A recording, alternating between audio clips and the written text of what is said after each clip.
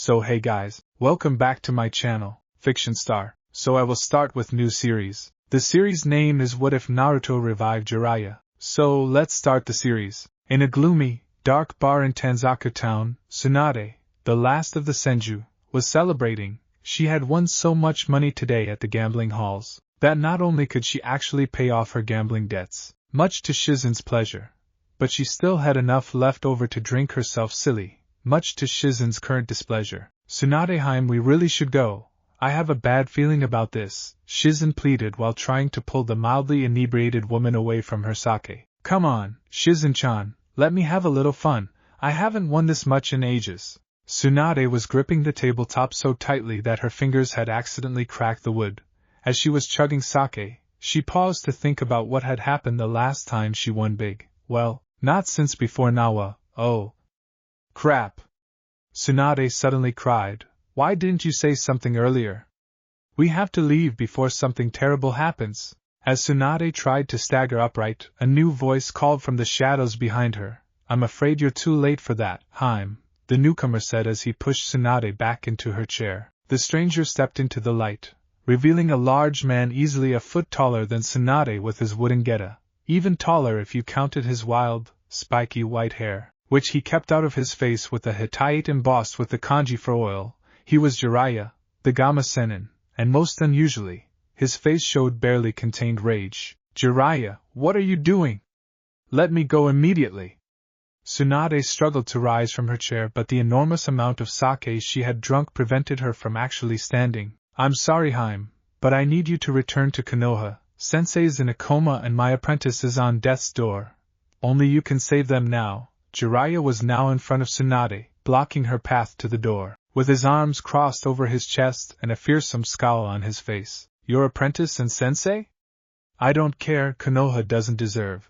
Before Tsunade could finish her sentence, Jiraya slammed his fists onto the table, causing the sake jugs to jump into the air, some breaking when they landed on the table, others rattling off the table and shattering on the floor. Konoha can burn. It came out as a snarl. Jiraya had lost what little control he had, his face twisted into a fearsome visage of hate and anger, his eyes glowing with rage. Startled by his sudden fury and apparent hate for a place he had always protected from the shadows, Tsunade fell backwards over her chair in her haste to escape. Jiraya, what happened to you?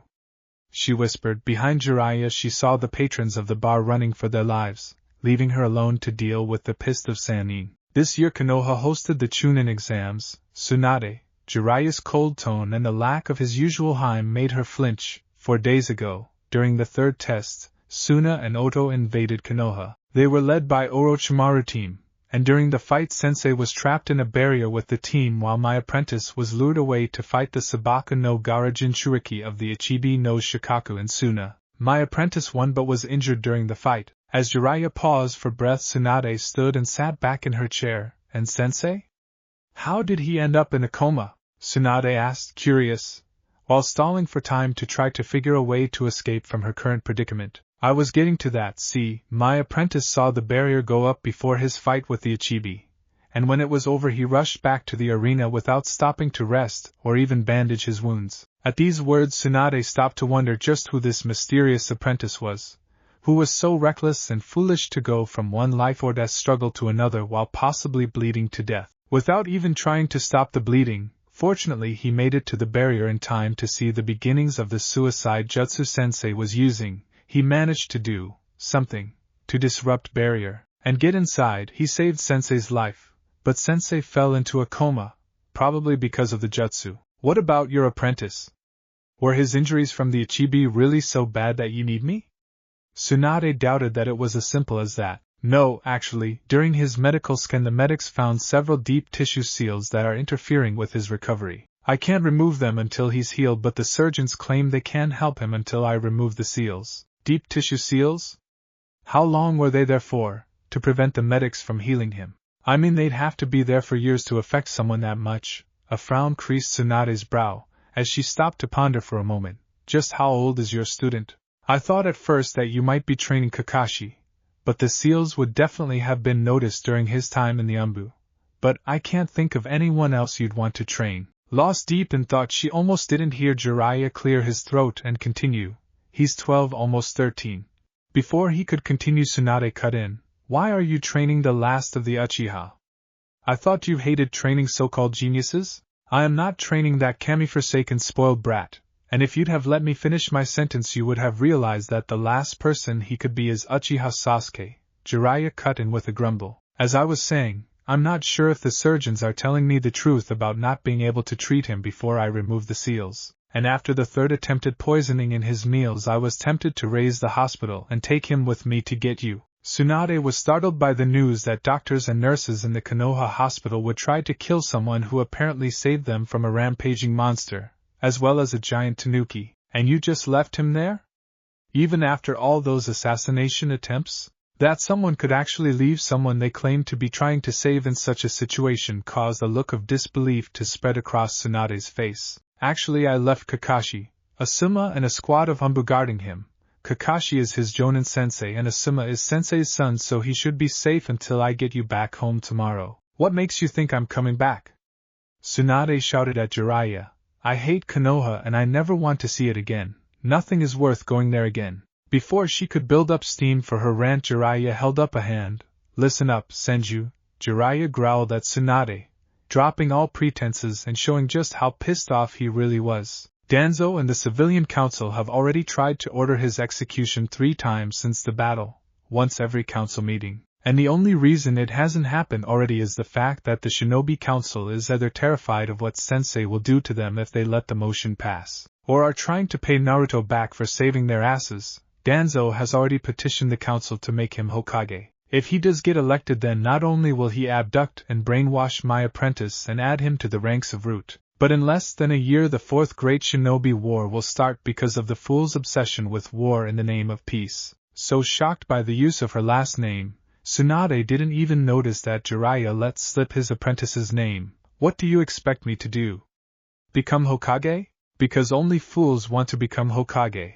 And I have no intention of dying for Konoha, especially after what you told me. She was standing up now too, fists clenched at her side, her face red with anger instead of with drink. Even years out of practice, Tsunade angry was a sight to behold. Then you better hope that you can heal Sensei, because if anything happens to Naruto, anything at all, I will personally hunt you down and kill you with my own 2 hands. The killing intent Jiraiya radiated was so intense that Shizune was on the floor gasping for breath, and even Tsunade had fallen to her knees. Jiraiya, what happened to you? Tsunade thought as tears began to fall from her eyes. Didn't you say you loved me? What could have happened to make you so cruel? Jiraiya seemed to loom larger and larger over her. The light grew dim and soon all she could see was his silhouette, his eyes glowing in the dark. Then something clicked in her mind. Did he say Naruto was his apprentice? That cannot be a common name. Does he mean? As the light grew dim she managed to cough out, Did you say Naruto? And as suddenly as it came the killing intent was gone, the lights back to normal and Jiraiya's face suddenly creased with worry. I'm sorry, Haim. I was so upset about all this I forgot you didn't know who my apprentice was. Jiraiya rubbed the back of his neck sheepishly. I thought you were refusing to help him because you knew what burden he bears. He stepped forward to help Tsunade up. I'm sorry about losing it like that with you, Haim. It's just, I've been dealing with Konoha and their stupid beliefs for almost 6 years now. And with Danzo, trying to kill him and planning to start a war, then finding out that I had missed those seals for 6 years, Sensei being in a coma, and the woman I love refusing to help, it was just too much in the end. Jiraiya sat down heavily, placed his head in his palms and wept. He wept for his godson who was hooked up to so many machines there was barely any space in his hospital room. He wept for his sensei that wouldn't wake up, and he wept for himself, afraid that he had lost everyone that mattered to him in less than a week. Tsunade was afraid. She had never seen Jiraiya like this before, so angry one minute, and weeping like a little girl the next. Not really knowing what to do, she placed her hands on his shoulders and said, Why don't you tell me exactly what happened on the way back? After all, if I'm going to help anybody I need to know the full story. Hearing this, Shizune had perked up. Does that mean we're finally going back? Yes, it does. Now help me get Jiraiya up so we can get a move on. Brushing the last of the tears out of his eyes, Jiraiya gave Tsunade a watery smile. Thanks, but I can stand on my own. We have to hurry back before something bad happens to him. I'll tell you the story while we move. As Jiraiya headed out the door, followed closely by Tsunade and Shizen, he said, "Well, I guess I should start on what most people would call the worst day of Naruto's life." Behind him Shizen quirked an eyebrow. Most people?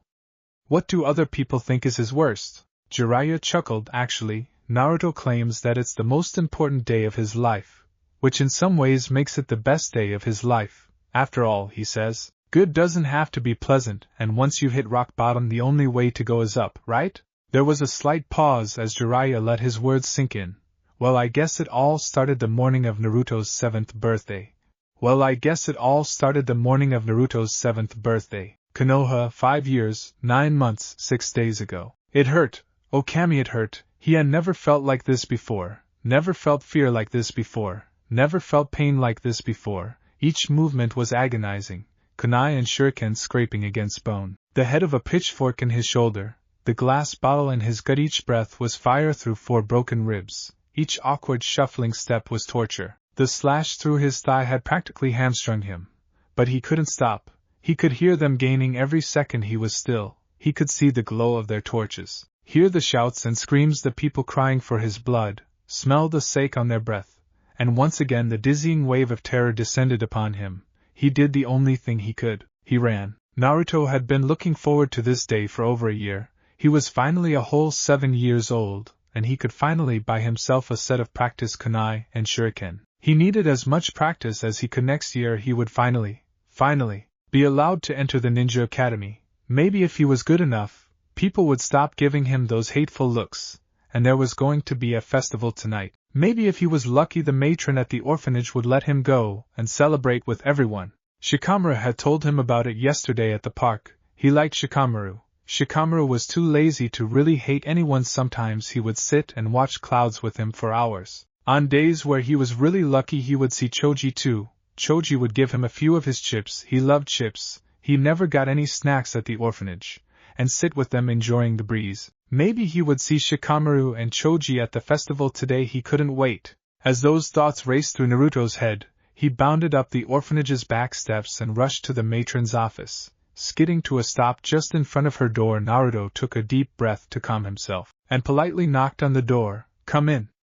The matron called out in a sweet voice. As Naruto timidly opened the door, the matron saw who it was. "Oh, it's you. What do you want, brat?"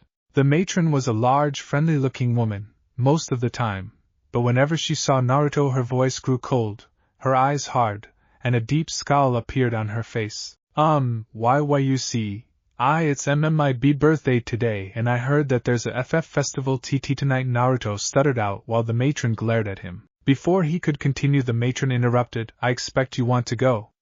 "Well, I'm afraid that you aren't allowed to go. Besides, today is your chore day, as I'm sure you know." Naruto looked upset.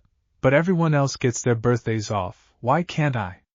If I really can't go to the festival, at least let me have the day off," Naruto pleaded, trying to look pitiful. "No, now go before I make you scrub the bathrooms with your toothbrush again." At this threat, Naruto went purple with rage. "Why? It's not fair. I've been looking forward to this for a year. I saved every penny of allowance the Hokage gave me so I could get myself a birthday present. It's not fair." As Naruto ranted, the matron's face became colder and colder. "Fine!" she shouted, grabbing Naruto by the arm and dragging him through the orphanage to the front door. "You want fair? I'll give you fair. I'll give you better than fair. I'll give you more than you deserve. Happy birthday, demon!" She was screaming by the time she got to the front door. She pulled him to the edge of the step and kicked him as hard as she could in the gut, causing the young blonde to roll down the stone steps. "You're not welcome here anymore, you demon!" She turned around and slammed the doors shut, making all the windows on the first floor rattle. "At least let me get my stuff," whimpered Naruto from the bottom of the steps. It was too late. They had caught him on a rooftop. The 2 ninja following him had hit him with half a dozen kunai and shuriken. One kicked him in the stomach again. If he had eaten anything today, he'd have thrown it up by now. "Hey, how much you wanna bet I can cut his leg off with one swing?" one of the ninja asked. The other had an evil grin, splitting his face in half. 200 Rio says you can't. As the first one drew his ninjato, he turned to the edge of the roof, trying to run away. He felt a searing pain across the back of his leg. He did the only thing he could. He jumped. Naruto was not having a good time. He was sore, hungry, and poor. He tried to see the old man to tell him what happened, but the receptionist said he was busy and wouldn't be able to see him for at least 3 days, and when Naruto tried to tell her it was urgent, she threatened to sick the umbu on him, wandering the streets wondering what he did to deserve this, especially on his birthday of all things. He hoped that he could see Shikamaru and Choji, maybe they could help him. He wished that he knew where they lived, maybe they'd help him. They were from clans, right? Big ones? They were even clan heirs. Surely they could help him, right? But no, he was tired and hungry. Maybe he would take a short nap here behind the ramen stand. It smelled so nice. Maybe if he was lucky there would be leftovers he could eat. Ramen was his favorite food. He never got it at the orphanage, but occasionally Gigi would take him out for lunch, and he would always pick ramen. As he lay there, the world spun with each breath. He didn't know what was wrong with him, but the shouts from the rooftop 5 floors away brought his attention back to the present. He tried to stand, but his injured leg gave out immediately. As they climbed down and began looking for him, fear rose in his throat. He had to get away. He did the only thing he could. He crawled. Naruto awoke with a start. Someone was kicking him. What was that for? He cried. Today was just not his day. He lost his home, his money, he was beaten twice so far, and he was starving. Demon! What do you think you're doing here? A large, grimy, and smelly man growled at him. Well, I was trying to rest, but you started kicking me in the stomach. Hey, do you know when the festival starts? Naruto's mind was prone to strange jumps of topic at the best of times, but he was tired, hungry, cold and sore, and didn't really care what other people thought of him right now. I hope to see my friends. Their cause, I really need their help with something. Before Naruto could continue, the drunk kicked Naruto in the stomach. Demons don't have friends, brat. While Naruto was on the ground whimpering, the drunk took the last swig of sake from his bottle. Oh, I know, the drunk belched. Let's play a little game of tag. The drunk brought the now empty bottle down on Naruto's head. Kicking him into the street, the drunk bellowed. Looky here, boys, I found us our very own fox. For our very own fox hunt. Run, little fox, run. Seeing the crowd of smelly drunks leering evilly at him, Naruto ran. It was no use, he couldn't move his body anymore. The evil men had surrounded him. They were kicking him and stabbing him. One pinned him to the ground with a pitchfork as another tried to gut him with a broken glass bottle. As the world faded and the lights dimmed, the jeering calls of the mob quieted into a gentle breeze and the blows softened until he could imagine them as soft raindrops. For a moment there was peace, and he did the only thing he could. He wept, and in the dark, something woke from its long slumber. Its bright red eye opened for the first time in 7 years. It did the only thing it could. It called, and the child answered. Naruto woke in what appeared to be a dark sewer. The water was barely an inch deep but rising rapidly. So, Ninjan, are you my jailer? Come to gloat, have you? The deep voice reverberated through the tunnel. Struggling to stand, Naruto managed to raise himself onto his hands and knees. Looking ahead, Naruto saw the bars of a huge cage stretching from wall to wall, and from floor to ceiling. In the darkness beyond the bars, Naruto could see a huge red eye glaring at him. I don't know who you are, where I am, what you want, or how I got away from the mob, but I would never lock someone away. As Naruto spoke, he dragged himself over to the cage. Wow, you're a big fox. You look like you could help me. Would you hide me from the evil men who want to kill me? Shouldn't you cower in fear before the mighty Kyuubi no Kitsune? The Kyuubi was puzzled. Never had anyone actually asked for its help. They either took his power from him or forced him to do their bidding. What's a Kyuubi? Are they strong? Naruto asked with a blank look. Very. I am the strongest Bijou in all the land. The merest flick of my tails can level mountains and cause tsunamis. The Kyuubi bragged. Oh good, then please hide me, Kyuubi-san. Naruto then did what many would call the stupidest thing possible. He dragged himself into the Kyuubi's cage. Stunned by this idiocy, the Kyuubi forgot to crush him like an ant and watched stunned as Naruto dragged himself over to its paw.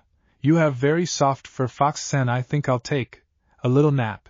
Here. Naruto latched onto the fox's leg, cuddling with it like it was a big pillow. The Kyuubi was in shock. He was the biggest, at least until the fourth sealed half of him away. Damn it, baddest, angriest thing on the face of the earth, and this little mortal brat was using him as a pillow. The Kyuubi's internal rant was cut off by the searing pain it suddenly felt blinking in the half-light of torches. It realized just why the brat had come into its cage to hide. As the Kyuubi looked out through Naruto's eyes, he found himself surrounded by 20 angry drunks with weapons, his body mangled. His chakra was too poisonous to use much of without killing the boy, and possibly himself, he wasn't sure. The QB pushed as much of its chakra into the boy's injured leg as he dared and stood shakily up. His eyes have gone red. One of the men shouted. The demon is getting loose, kill it quickly. The ninja with the sword drew his weapon and approached the panting red-eyed child. Cowards! It's almost dead. I'll cut its head off with one swing and be done with it. The QB moved Naruto's body with surprising speed, dodging the clumsy swing of the drunken Chunin.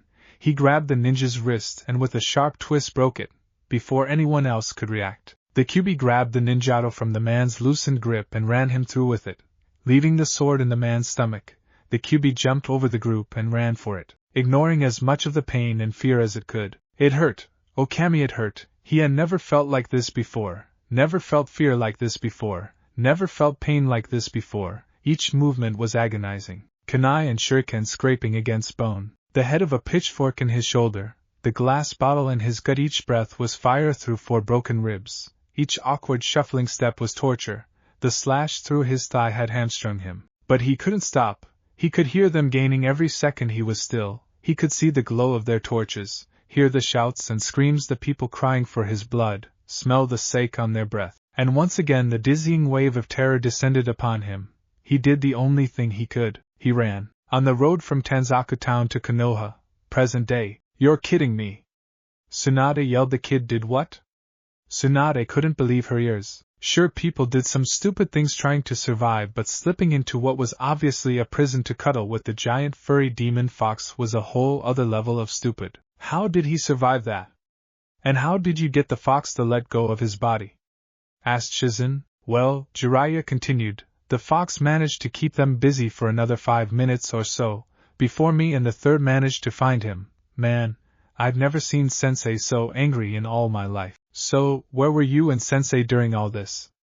Asked Tsunade. Well, Jiraiya began, I noticed something was wrong when I went to visit him to give him his birthday present on the sly. When I opened his window, his room was trashed, and all his possessions were torn to shreds. I was worried and went to confront the matron.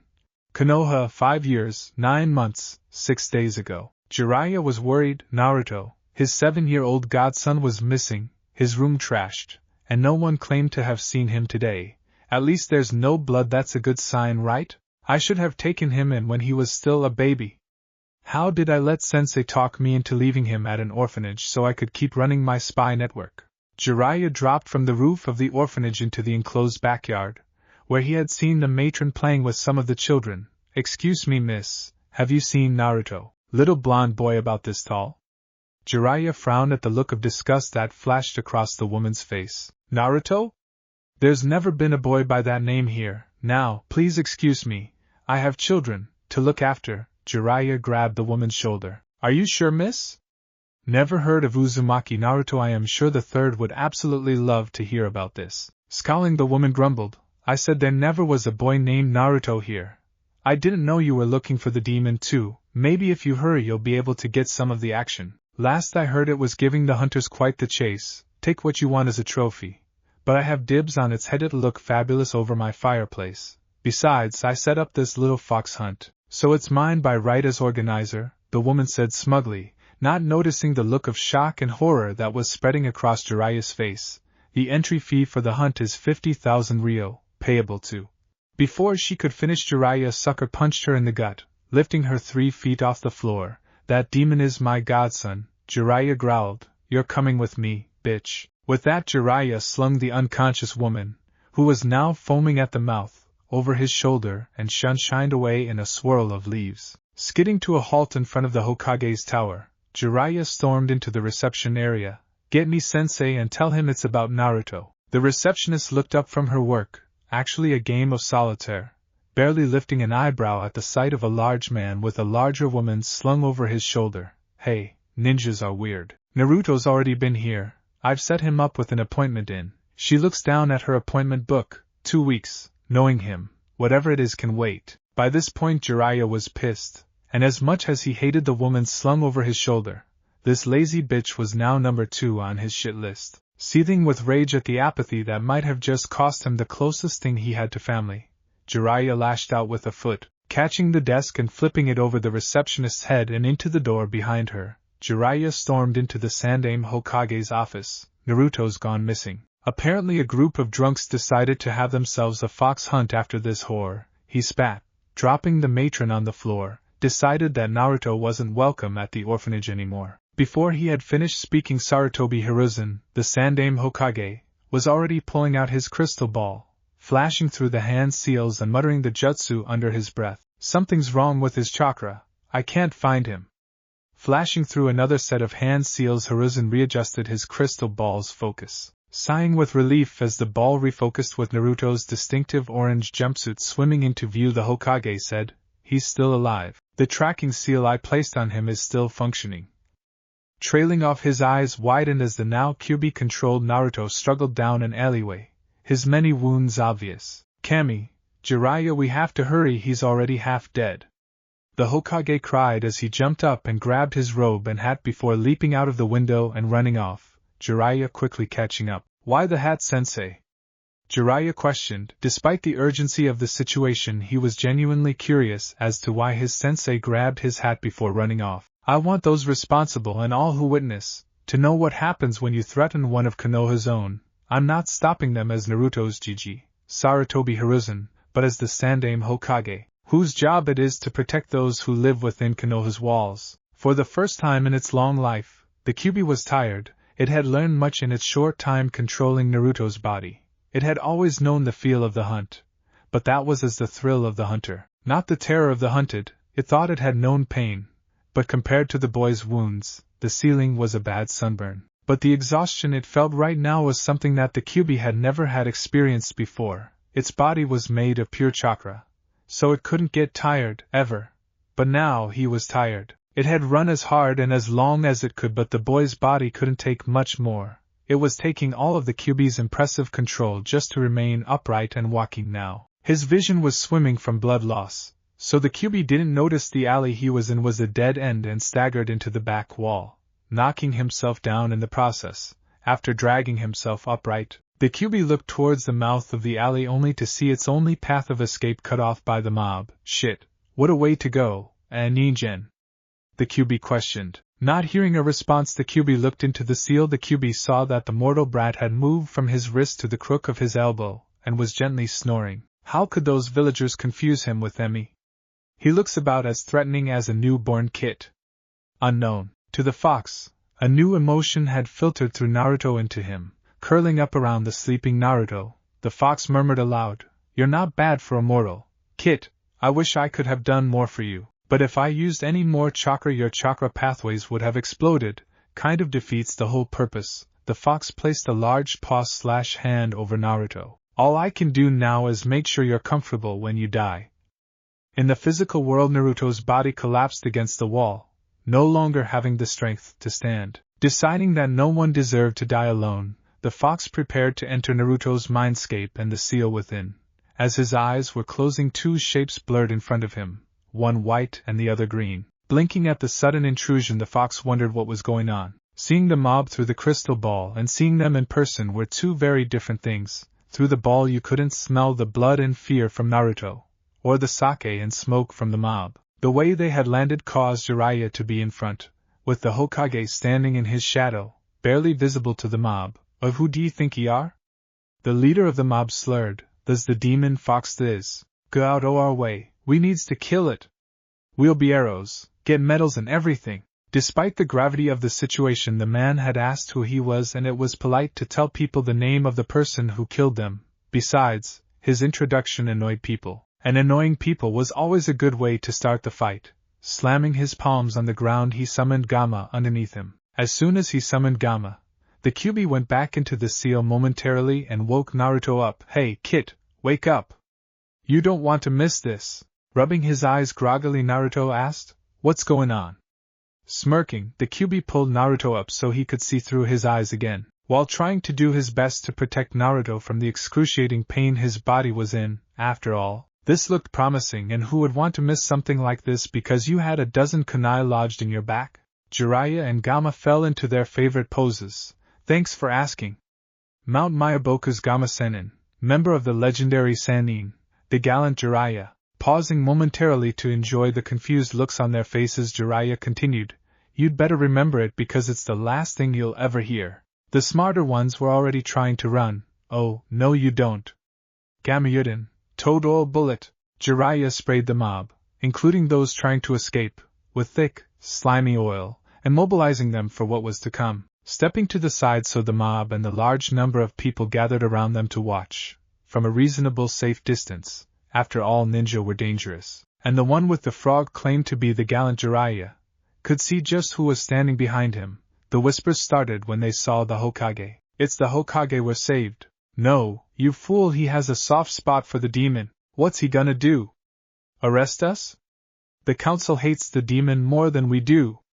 We'll get off with a fine. Hell, they'd give us medals if the demon kicked it. Oh man, I knew this was a bad idea. We're so dead. Danzo-sama, I have failed you, one in the back whispered. Jiraiya made a mental note to keep a closer eye on the old warhawk, despite the anger clouding his vision. I, Sarutobi Hiruzen, Sandaime Hokage, after hearing the confessions of the accused, sentence you to immediate execution for the crimes of assault and battery, attempted murder of a minor, attempted murder of a clan heir, attempted murder of a clan head, attempted genocide of a clan, violation of an S-class secret, and child abuse. The silence was deafening, then the screams started. What clan? He's an orphan. One shouted, another cried genocide? There's only one of him. As the screams got louder, more and more people gathered on the roofs and across from the alley, watching and waiting to see how the Sandaime would carry out his orders of execution. Silence! Hiruzen bellowed. I believe most of these crimes are self-explanatory and obvious. However, let it be known that not only is Uzumaki Naruto the last known Uzumaki of Yuzu no Kuni, he is the direct descendant of the last clan head, which while technically only a clan heir, crimes against him are legally judged as if they were made against the clan head. And yes, he said, turning to the man who had claimed that there's only one of him, there's only one of him. That's what the last of the Uzumaki means. If you kill him there will be no more of them, ever, which is genocide. Hiruzen snarled, and now it's time for your sentence to be announced. Death by burning. Bringing up his hands he began the seals slowly and carefully, announcing each one as he made it: ram, horse, snake, dragon, rat, ox, tiger, katan, carrier endon, fire release, fire dragon flame bullet. Most of the ninja watching had backed up a good distance by the third seal. All but the most moronic civilians had backed up by the last. The screams and smell of burning were horrible. Even some of the ninja watching turned green, and many civilians had emptied the contents of their stomachs. But long before the screams had died down, Jiraiya and Hiruzen had gathered up the barely conscious Naruto/Kyuubi and Sunshine to the Konoha General Hospital. We need a surgeon and a private room now. This is an S-ranked mission, pay to be received on successful rehabilitation of the patient. After what he witnessed tonight, the Hokage had no faith in the people of the village when it came to Naruto, so he appealed to the one thing he knew would work: their greed. Sitting in the operating room, watching as the surgeons bustled around Naruto while nearly panicking at the state he was in, whether it was from concern the well-being of the patient, or their wallets, Jiraiya wasn't sure. It was a long night for both Jiraiya and the Hokage. Inside Naruto's mind, so you're the reason why everybody hates me? What did you do to piss them off so badly? Naruto and the fox were sitting in the seal talking about things while they waited for Naruto's body to be healed enough for Naruto to ask the Hokage questions about his past and his family. Even if he was the last one, he wanted to learn all about them. The Kyuubi had offered to tell him, but Naruto wanted the old man to explain why he hadn't told him about his clan.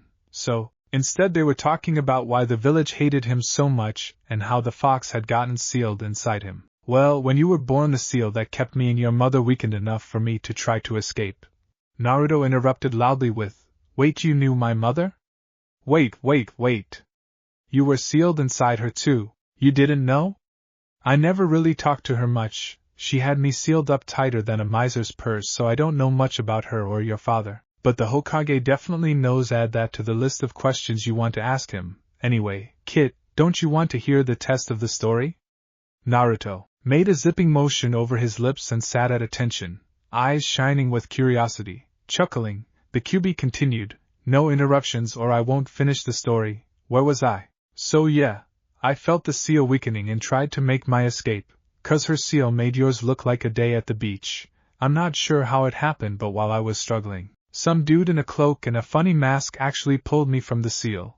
Before I could even blink, he activates his Sharingan and used the Genjutsu. Because the next thing I knew, half the village was destroyed and the fourth had summoned me to the woods where he stole my young chakra, sealed it in the Shinigami. I'll admit, before he dumped my Yin chakra and my mind into you, I tried to kill you because I hadn't been free since your village was founded. And it's always so hard to think when I'm not inside a physical body.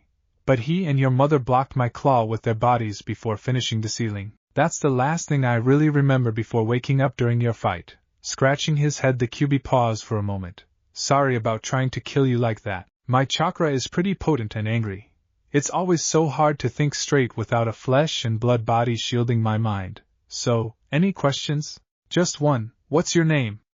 I mean, it's rude to keep calling you Fox. And QB is just a title. So do you have a name?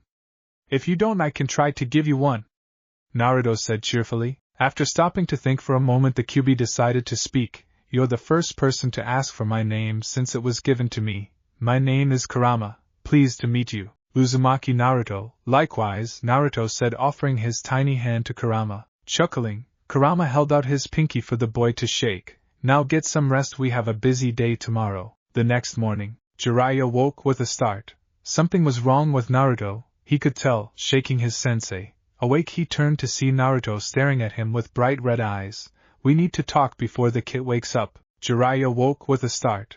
Something was wrong with Naruto, he could tell, shaking his sensei. Awake, he turned to see Naruto staring at him with bright red eyes. We need to talk before the kid wakes up. Before the kid.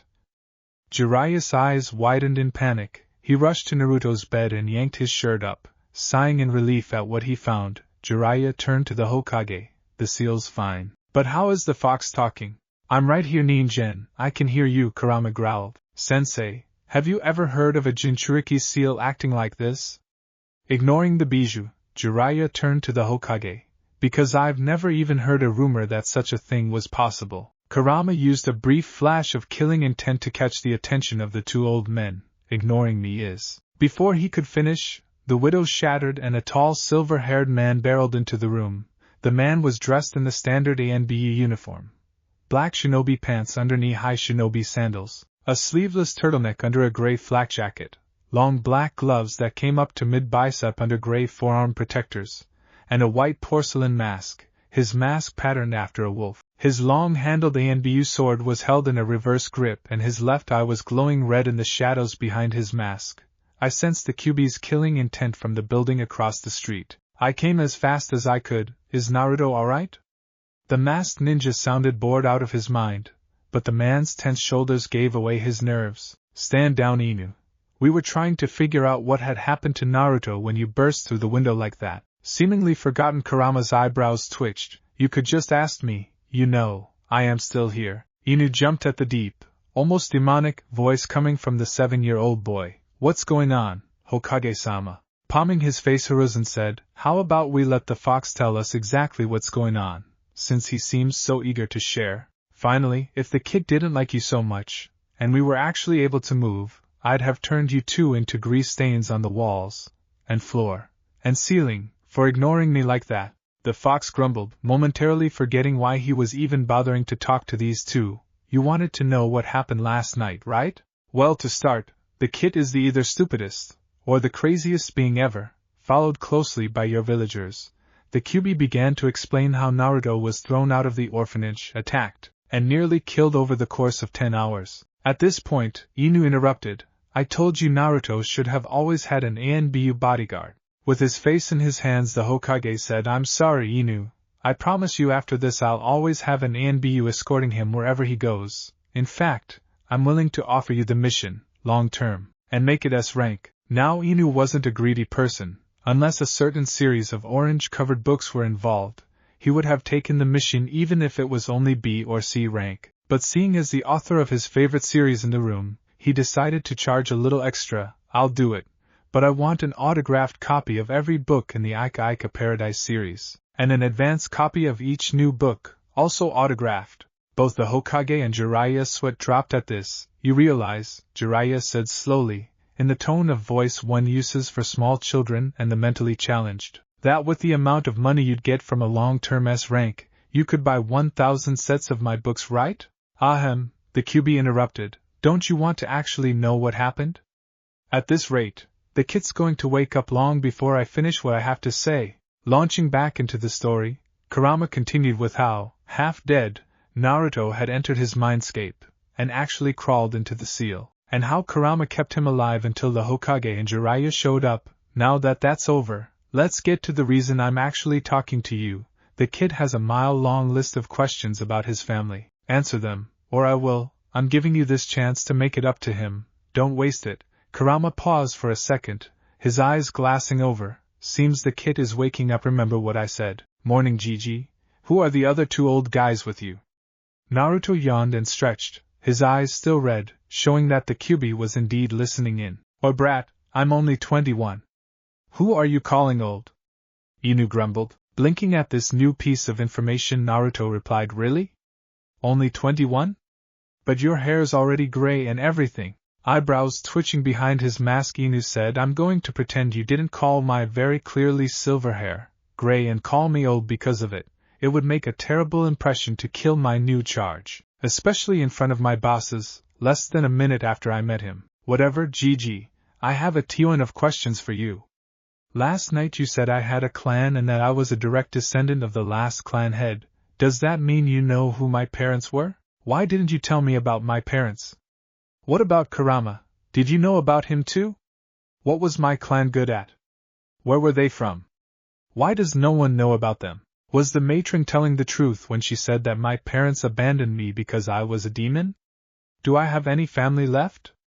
Kurama said you knew who my father was. Why didn't you ever tell me? Naruto was babbling with excitement by the end of his mental list. Easy, Naruto, one thing at a time. Technically, you're the sole surviving member of two clans. I only told them about you being a member of the Uzumaki clan last night because that's not a secret. And yes, I know who your parents are. I'm sorry I haven't told you yet, but it's an S-rank secret. I had planned on telling you when you became a chunin or turned 18, whichever came first, but I will tell you today. Your father founded a clan 2 years before you were born, unfortunately. He died the night you were born, as did your mother, so your clan never really got past one member. Your father was known for his ability to create new techniques, and his love of experimenting with existing jutsu, so I guess you could say that it's your father's clan specialty. Now the Uzumaki were known for 3 things. Their incredible longevity, members living to see their 200th birthday was commonplace.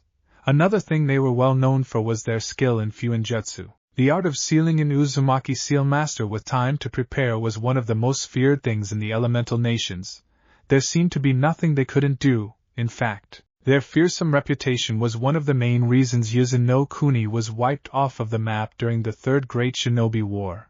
The final thing they were known for was their high levels of yang chakra, which they used to create physical chains of chakra to attack and bind things. Your father's clan was from Konohagakure, and your mother's was from Yuzushiogakure, the village hidden in the whirling tides. The hidden village of Yuzu no Kuni, the land of whirlpools. Now I have no idea who or what Kurama is, but your parents never abandoned you. They both died the night the QB was sealed inside you. Did that answer all of your questions? No, you never told me if I have any family left, or why no one remembers such a famous-sounding place like Yuzu no Kuni. Oh, and Kurama's mad at me. Apparently you don't deserve to know his name, and he's sulk. I am not sulking, brat. Temporarily stunned by the QB's interruption, Inu was the first to react. The QB has a name?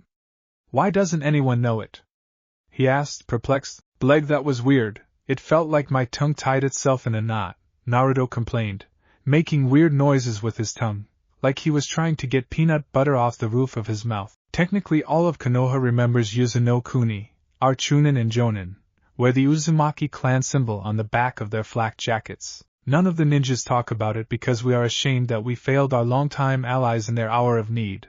By the time our ninja forces got to Yuzushiogakure, it was already destroyed. Now to answer your last question, before I move on to your parents, yes, you have one known relative on each side of your family. Oddly enough, it's the same person, Senju Tsunade, granddaughter of Senju Hashirama, the Shodai Hokage. She is your first cousin once removed on your mother's side of the family. Your great-grandfather's sister on your mother's side was Uzumaki Mito, wife of the Shodai Hokage. Your father's side of the family is a little more complicated. Technically, he was an orphan, but we did some research into his family before he started a clan. His family was distantly related to the Senju as well, which makes Tsunade your third or fourth cousin, I can't remember which. Jiraiya frowned at this. Wait, this brat's related to Tsunade twice?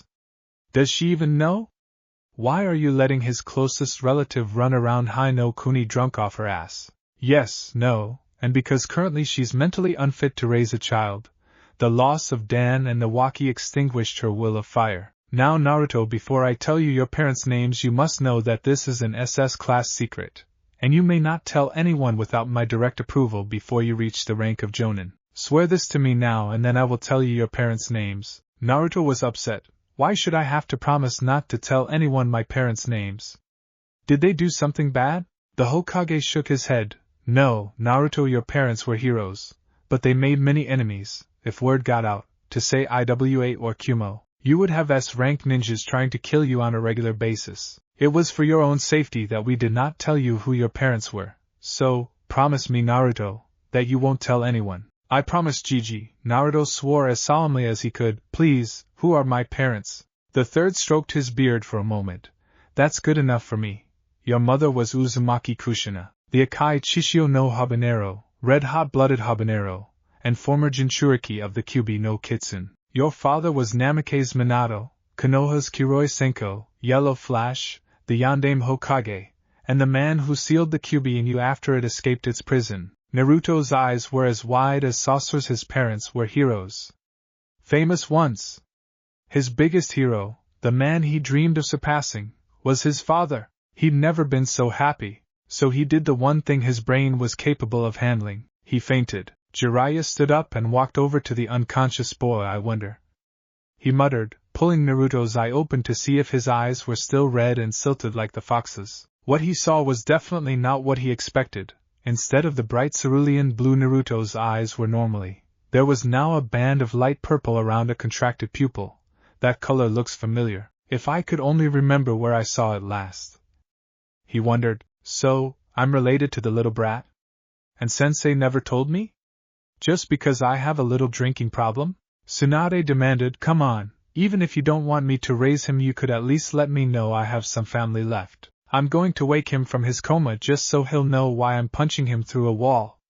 Tsunade had been ranting since Jiraiya stopped to catch his breath. Jiraiya chuckled. Yeah, I was surprised too. Jiraiya agreed. Since we've stopped, do either of you have any questions? Shizen raised her hand. I do. What happened to his eyes? Well, Jiraiya began, scratching the back of his head, it's kinda hard to explain without giving away half the story. It took us a few years to figure out exactly what had happened to his eye. At first we thought it was a new Kekii Genkai. We called it the Nishikaime, two-tonai/dichromatic eye. I'm sure Kurama knew exactly what it was from day one, but he enjoyed our confusion. Damn sadistic fox. So, Tsunade interrupted, what did it do? Jiraiya chuckled. Don't ask, half the fun is in the surprise. Now where was I? Konoha, 5 years, 8 months, 29 days ago. Naruto was going stir-crazy. He'd been trapped in this hospital bed for a whole week. After he tried to escape for the third time the first day, they actually tied him down. And Kurama was no help. He was laughing his fuzzy ass off inside Naruto's head, apparently enjoying the sight of his jailer imprisoned. All he would say was, complain to me after you've been locked up for 150 years. To pass the time, Naruto had started reading Fuinjutsu for Dummies, or How to Make a Storage Seal with All Your Fingers Intact by the gallant Jiraiya. It was the first in a series of Fuinjutsu instruction manuals. It was complicated stuff. Even the most basic seal gave Naruto a headache. But Naruto swore that he would become the greatest seal master ever. After all, both his parents were seal masters. It was in his blood, and he would get there even if it killed him. He really wanted to start making a seal. But Jiraiya took one look at his handwriting and said, even if you made the seal perfectly, your handwriting is so bad, all it would do is explode in your face. I'll get you a calligraphy writing set, but no chakra inks until I say so, and if I catch you trying to make a seal unsupervised, chakra ink or not, by the time I'm done with you, you'll wish the seal blew up in your face. So Naruto had read, with some help from Inu, who was appalled that no one had actually tried to teach him to read, and impressed with how much Naruto had managed to teach himself. through 3/4 of the book and made his handwriting almost legible. But right now all Naruto wanted to do was get out of this place. Although he wasn't sure where he'd go when he got out, he felt anything would be better than the stupid hospital. Let me out of here. I am so bored. I'll get you for this. I'll prank you so hard your grandkids will feel it. Naruto had been shouting similar threats for the last 2 hours. Inu was sitting in the corner reading from a small orange book, apparently oblivious to the racket the blonde was making. All right, the doctors say that if you can keep shouting like that for 2 hours straight, then you're fit enough to go home, Jiraya grumbled as he walked into the room. We got what was left of your stuff from the orphanage. The Hokage bought an apartment for you. I bought you some furniture, and Inu over there, he pointed at the silent man in the corner, who looked up at the sound of his name and gave Naruto a cheery wave, bought you some books, although most of them will have to wait until you're 18. Inu snickered at this. Those are the good ones. The lanky man stood up and stretched. Come on, Jiraiya-sensei. Tell the brat the good news so we can head out. I hate hospitals. I was getting to that, brat. Jiraiya turned to Naruto with a large grin spread across his face. Now here's the best bit. After what happened to you on your birthday, the Hokage decided to place you in the care of some people he trusts, namely myself and Inu. Now, we both have jobs that can take us away from Konoha for weeks at a time, so we've set up a schedule. I'll take care of you for 2 weeks. 1 week we share, 2 weeks Inu watches you, then 1 week we share again. As he was talking to Naruto, he was unsealing the straps around Naruto's ankles, thighs, waist, chest, wrists, elbows, and head. Wow. You must be quite the escape artist for them to tie you down like this, he said as he helped Naruto take off the stiff mittens they had placed on his hands. These things weigh a ton. Jiraiya was pretty impressed. Even insane shinobi didn't have to be locked down like that. The kid was stubborn, you had to give him that. As soon as Jiraiya had unsealed the last strap, Naruto bolted straight out the window and ran for his life. Closing the book, Inu sighed. He doesn't know where the apartment is, does he? Sighing once more at the sight of Jiraiya shaking his head, Inu jumped out after Naruto. Free at last! Free at last! Naruto shouted, running and jumping through the town square. No more stuffy room! No more nasty food! Freedom! Who! As he was jumping and spinning, a hand caught him by the shoulder. Looking up, Naruto could see that it was Inu, and judging by the man's body language, he was not happy with him for having run off. Next time, at least make sure you know where you're going when you make your escape.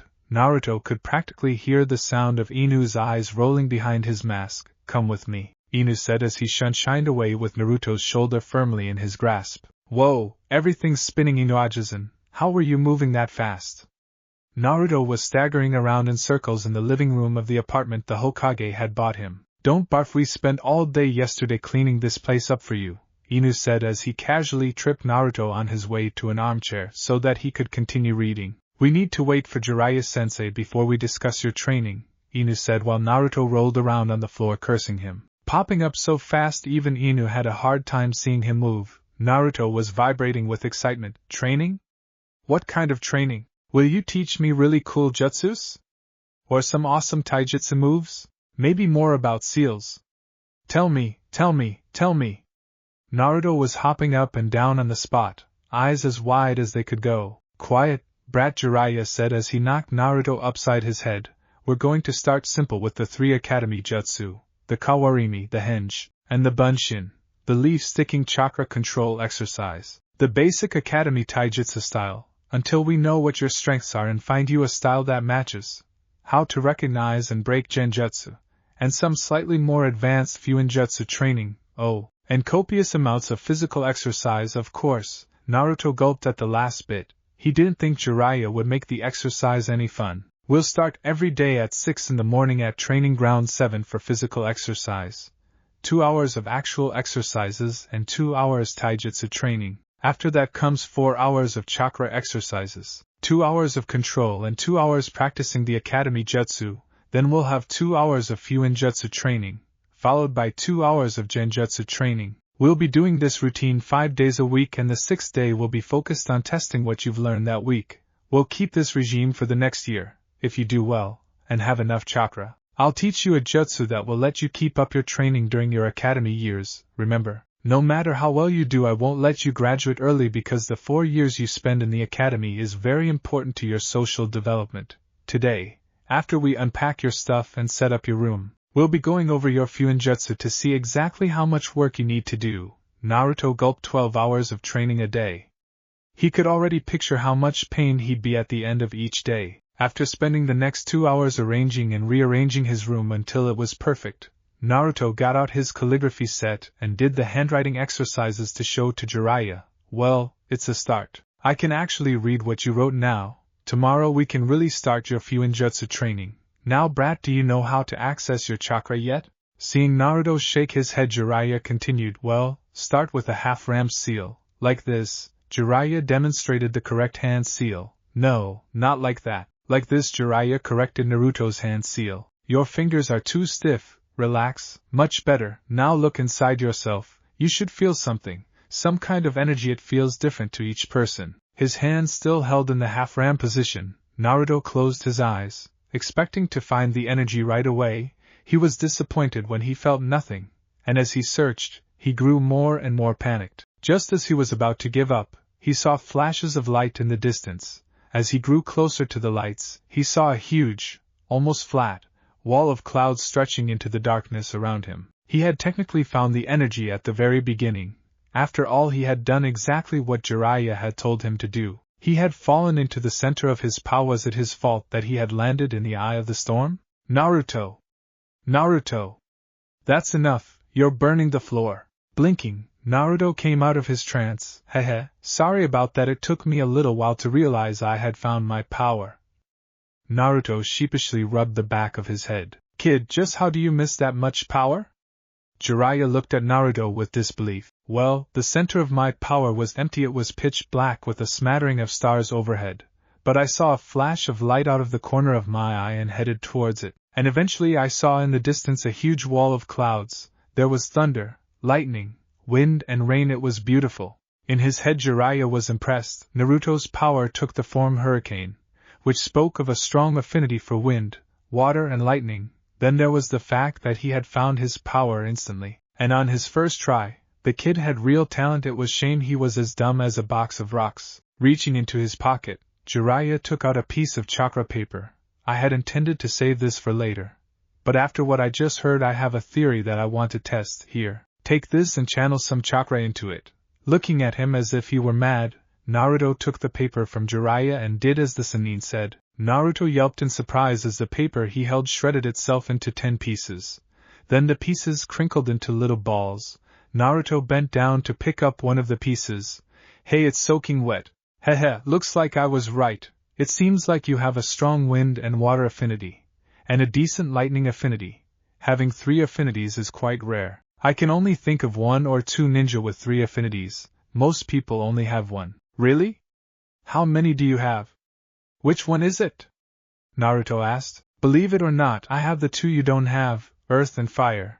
Inu is one of the ninja I know of with 3. He has lightning, water, and earth. Now before you ask, not having an affinity doesn't mean you can't use jutsu from that affinity. Inu over here is quite skilled with fire jutsu, but he's had to work a lot harder to get as good as he is with them. Now go to bed. We have a busy day tomorrow, and you'll need all the sleep you can get. And he was right. By the end of the day, every muscle in Naruto's body felt like it was on fire. If anything, the next day was worse. Naruto barely managed to crawl into bed that night. But the third day was better. Naruto still hurt all over, but the individual exercises were less painful, and so it went for the next 6 months. Each day Naruto got a little better, and eventually he moved from the leaf-sticking exercise to the tree-walking exercise. He had learned the henge almost immediately, and the kawarimi soon after, but try as he might, he was getting nowhere with the Bunshin no Jutsu. His Fuinjutsu had improved by leaps and bounds. He could make basic storage seals, and he could make functional, if unpredictable, explosive tags. Jiraiya discovered that while Naruto had a lot of potential for genjutsu, his control was so horrible that making them was almost impossible. Plus, he was so thick that the first time he was placed in one he didn't notice for 6 hours. Eventually, Jiraiya taught Naruto 3 elemental jutsu, 1 for each of his elements: Furton, Daitapa, wind release; Great Breakthrough, Suiton, Sui Ben, water release, water whip; and Right-un, Saidenki Shogeki, lightning release, static shock, and while he enjoyed learning them more than the Academy 3, his chakra control was pretty poor, and he had a tendency to overdo the jutsus all the time, leaving him exhausted by the end of the day. During this time he finally learned Inu's name, which was Hatake Kakashi. Naruto also learned that Kakashi was one of his father's students, and Kakashi promised him that when he graduated he would teach Naruto some of his father's techniques.